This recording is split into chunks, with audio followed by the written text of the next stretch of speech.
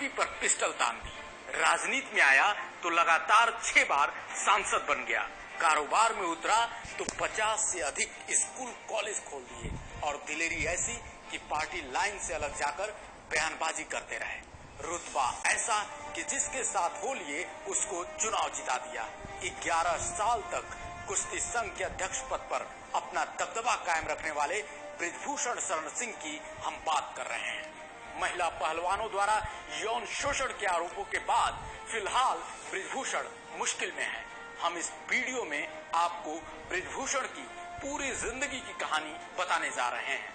कैसे छात्र राजनीति से सफर शुरू करने वाला एक सीधा साधा लड़का जिसके पिता घोर कांग्रेसी थे, कैसे बन गया दबंग बृजभूषण और कैसे जुड़ गया बीजेपी से। तो चलिए शुरू करते हैं ये वीडियो। इस कहानी की शुरुआत होती है यूपी के गोंडा जिले से। एक घोर कांग्रेसी नेता होते हैं चंद्रभान शरण सिंह।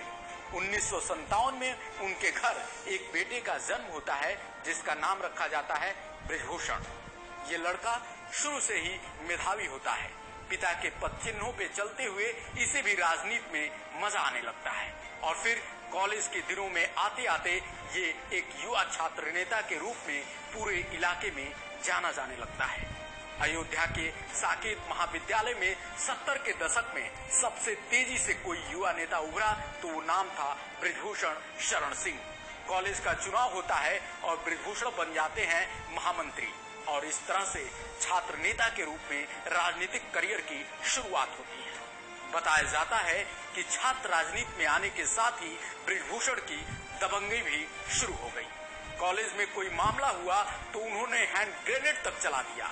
अयोध्या से जुड़े कई वरिष्ठ पत्रकार बताते हैं कि इस घटना के बाद बृजभूषण का नाम युवा नेता के रूप में काफी तेजी से उछला और अब वो एक चर्चित चेहरा बन गया था। और फिर आया 1987 जब बृजभूषण का ऐसा रूप दिखा कि सभी हिल गए। जिले के गन्ना डायरेक्टरी के चुनाव में बृजभूषण ने भी पर्चा भर दिया। बृजभूषण को एसपी ने बुलाया और कहा जाता है कि एसपी ने अपशब्द बोलते हुए बृजभूषण से कहा कि वो अपना नाम वापस ले लें। अपने एक इंटरव्यू में बृजभूषण ने खुद खुलासा किया था कि मैंने एसपी ऑफिस में एसपी पर ही पिस्टल तान दी और तब मैंने उन्हें 200 गालियां दी। मेरे पास सिर्फ एक बाइक हुआ करती थी और मैंने बाइक उठाया और वहां से मैं निकल गया। और इस घटना के बाद बृजभूषण का कद बढ़ता ही गया। ये वो दौर था जब राम जन्मभूमि आंदोलन तेजी से उभार पे था। राम जन्मभूमि आंदोलन में बृजभूषण भी बढ़ चढ़कर हिस्सा लिए और उससे वे काफी लोकप्रिय भी हुए। बाबरी मस्जिद विध्वंस मामले में लाल किश आडवाणी, कल्याण सिंह के साथ जो 40 लोग आरोपी बनाए गए उसमें बृजभूषण का भी नाम था। यही वजह है कि 1991 में बीजेपी ने बृजभूषण को लोकसभा का टिकट दे दिया। उस समय उनके खिलाफ 34 आपराधिक मामले दर्ज थे। बीजेपी ने सिंह को गोंडा का रॉबिन हुड बताया और इसका फायदा भी उन्हें चुनाव में मिला और बृजभूषण सिंह बड़े अंतर से चुनाव जीतकर सीधे संसद पहुंच गए और इस तरह से सक्रिय रूप से उनके राजनीतिक करियर की शुरुआत हुई।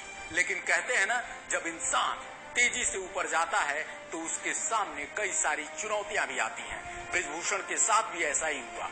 उन पर अंडरवर्ल्ड में जुड़ने का आरोप लगा। आतंकवादी गतिविधियों में शामिल होने की वजह से बृजभूषण पर टाड़ा लगा। कहा गया कि वे दाऊद से फोन पर बात करते हैं और उसकी मदद करते हैं। टाडा के केस में 30 मई 1996 में वे तिहाड़ जेल में सजा काट रहे थे। तभी प्रधानमंत्री अटल बिहारी वाजपेयी की एक चिट्ठी मिली। इसमें उन्होंने लिखा था कि आप बहादुर हैं, सावरकर जी को याद कीजिए, उन्हें भी उम्र कैद की सजा मिली थी। हालांकि जेल में रहते हुए बृजभूषण का रसूख कम नहीं हुआ। उन्होंने जेल से ही अपनी पत्नी केतकी सिंह को गोंडा से लोकसभा का चुनाव लड़वाया और वो जीत भी गई। इसके बाद बृजभूषण का नाम और तेजी से फैला, यहाँ तक कि अब वे बड़े नेताओं से भी टक्कर लेने लगे। इसमें सबसे दिलचस्प कहानी आती है बीएसपी सुप्रीमो मायावती से उनके टक्कर की। खुद बृजभूषण ने एक इंटरव्यू में बताया, मायावती का गोंडा में एक कार्यक्रम था। उन्होंने गोंडा का नाम बदलकर लोकनायक जयप्रकाश नगर करने की घोषणा की। मैं मायावती से भिड़ गया। मैंने आंदोलन खड़ा कर दिया। इसकी तस्वीरें लेकर मैं अटल जी के पास गया और अटल जी ने एक फोन पर जिले का नाम रोक दिया। लेकिन इसी आंदोलन के कारण बीजेपी ने बृजभूषण का टिकट काट दिया। उनकी जगह घनश्याम शुक्ला को टिकट दे दिया गया। जिस दिन वोट पड़ रहा था उसी दिन घनश्याम शुक्ला का एक्सीडेंट में निधन हो गया। एक्सीडेंट कराने का आरोप भी बृजभूषण पर लगा। इस घटना की सीबीआई जांच के आदेश दिए गए। कहा जाता है कि इससे बृजभूषण भड़क गए और वे बीजेपी छोड़कर सपा में चले गए। सपा में जाने के बाद भी जनता का भरोसा उन पे कायम रहा और सपा के टिकट से वे 2009 का चुनाव जीतकर फिर से सांसद बन गए। हालांकि बाद में 2014 के चुनाव से पहले उनकी बीजेपी में घर वापसी हो गई और तब से वे बीजेपी के सांसद हैं। चुनावी हलफनामे के मुताबिक बृजभूषण सिंह के पास करीब 10 करोड़ रुपए की चल अचल संपत्ति है। उनके पत्नी के पास करीब 6 करोड़ रुपए की संपत्ति है। उनके पास स्कॉर्पियो, फोर्ड और फॉर्च्यूनर जैसी कई गाड़ियां हैं। हालांकि ऐसा भी कहा जाता है कि उनके पास 50 से अधिक स्कूल और कॉलेज हैं। इसके अलावा वे होटल के भी बिजनेस में हैं। हालांकि हम इसकी पुष्टि नहीं करते, लेकिन रिपोर्ट्स में ये सारे दावे किए गए हैं। आज बृजभूषण शरण सिंह मुश्किलों में जरूर हैं। आज